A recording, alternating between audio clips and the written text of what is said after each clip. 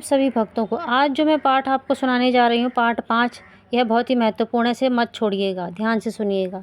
चलिए शुरू करते हैं।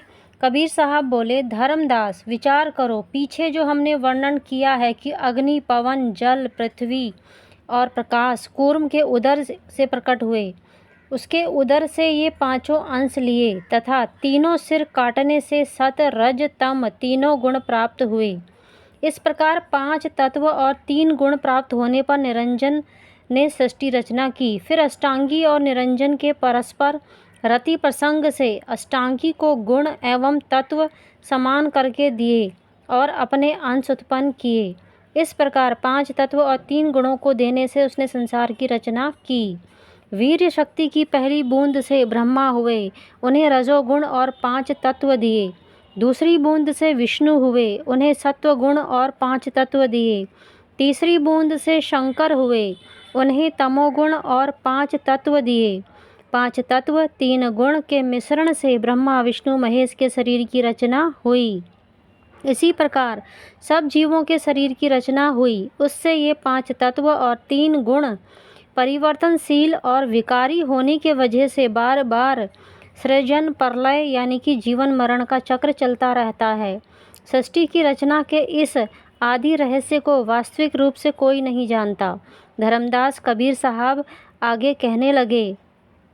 निरंजन बोला, अष्टांगी कामिनी मेरी बात सुन और जो मैं कहूँ उसे मान।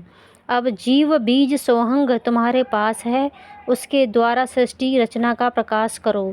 हे रानी सुन, अब मैं कैसे क्या करूं। आदि भवानी ब्रह्मा विष्णु महेश तीनों पुत्र तुमको सौंप दिए हैं और अपना मन सत्य पुरुष की सेवा भक्ति में लगा दिया है। तुम इन तीनों बालकों को लेकर राज करो, परंतु मेरा भेद किसी से मत कहना। मेरा दर्शन ये तीनों पुत्र ना कर सकेंगे, चाहे मुझे खोजते खोजते अपना जन्म ही क्यों ना समाप्त कर दें। सोच समझकर सब लोगों को ऐसा मत सुदृढ़ कराना कि सत्य पुरुष का भेद कोई प्राणी जानने ना पाए। जब ये तीनों पुत्र बुद्धिमान हो जाएं, तब उन्हें समुद्र मंथन का ज्ञान देकर समुद्र मंथन के लिए भेजना। इस तरह निरंजन ने अष्टांगी को बहुत प्रकार से समझाया और फिर अपने आप गुप्त हो गया। उसने शून्य गुफा में निवास किया। वह जीवों के हृदय आकाशी रूप शून्य गुफा में रहता है, तब उसका भेद कौन ले सकता है। वो हमारा ही हृदय आकाश में एक शून्य गुफा होती है, वहीं वास करता है हमारे मन के रूप में। वह गुप्त होकर भी सबके साथ है, जो सबके भीतर है। उस मन को ही निरंजन कहो। जीवों के हृदय में रहने वाला यह मन निरंजन सत्य पुरुष परमात्मा के रहस्यमय ज्ञान के प्रति संदेह उत्पन्न करता है और सत्य पुरुष का ज्ञान मिटाता है। यह अपने मत से, अपने विचार से सभी को वशीभूत करता है, यानी कि अट्रैक्ट करता है और स्वयं की बड़ाई प्रकट करता है। सभी जीवों के हृदय में बसने वाला यह मन काल निरंजन का ही रूप है। सबके साथ रहता हुआ भी ये मन गुप्त है और किसी को दिखाई नहीं देता। ये स्वाभाविक रूप से अत्यंत चंचल है और सदा सांसारिक विषयों की ओर दौड़ता है। विषय सुख और भोग प्रवृत्ति के कारण मन को चैन कहाँ है। यह दिन रात सोते जागते अपनी अनंत इच्छाओं की पूर्ति के लिए भटकता ही रहता है और मन के वशीभूत होने के कारण ही जीव अशांत और दुखी होता है। इसी कारण उसका पतन होकर जन्म मरण का बंधन बना रहता है।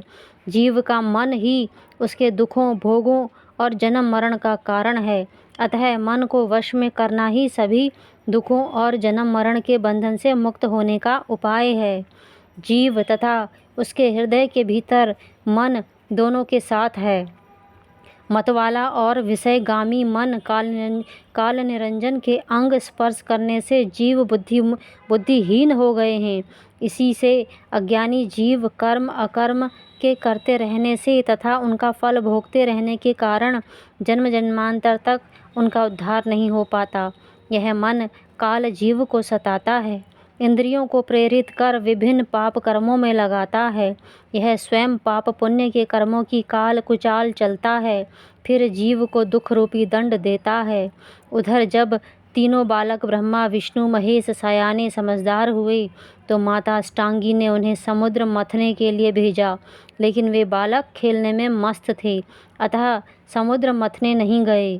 कबीर साहब बोले, धर्मदास उसी समय एक तमाशा हुआ। निरंजन राव ने योग धारण किया। उसने पवन यानी सांस खींचकर पूरक प्राणायाम से आरंभ किया। पवन ठहराकर कुंभक प्राणायाम बहुत देर तक किया। फिर जब निरंजन कुंभक त्याग कर रेचन क्रिया से पवन रहित हुआ, यानी कि उसने जब सांस छोड़ी, तब उसी सांस के साथ वेद बाहर निकले। यानी कि निरंजन ने पहले सांस खींची अंदर, उसको रोके रखा, उसके बाद जैसे ही उसने सांस छोड़ी तो वेद निकले। वेद उत्पत्ति के इस रहस्य को कोई विरला ही विद्वान जानता है। वेद ने निरंजन की स्तुति की और कहा, हे निर्गुणनाथ, मुझे क्या आज्ञा है। निरंजन बोला, तुम जाकर समुद्र में निवास करो तथा जिसका तुमसे भेंट हो उसके पास चले जाना। वेद को आज्ञा देते हुए काल निरंजन की आवाज़ तो सुनाई दी, पर वेद ने उसका स्थूल रूप नहीं देखा। उसने केवल अपना ज्योति स्वरूप ही दिखाया। किसने? काल निरंजन ने वेद को अपना ज्योति स्वरूप दिखाया बस। उसके तेज से प्रभावित होकर आज्ञा अनुसार वेद चले गए। फिर अंत में उस तेज से विष की उत्पत्ति हुई। इधर चलते हुए वेद वहाँ जा पहुँचे जहाँ निरंजन ने समुद्र की रचना की थी। वे सिंधु के मध्य में पहुँच गए। फिर निरंजन ने समुद्र मंथन की युक्ति का विचार किया। आज के लिए इतना ही। सत साहेब, सत साहेब, सत साहेब।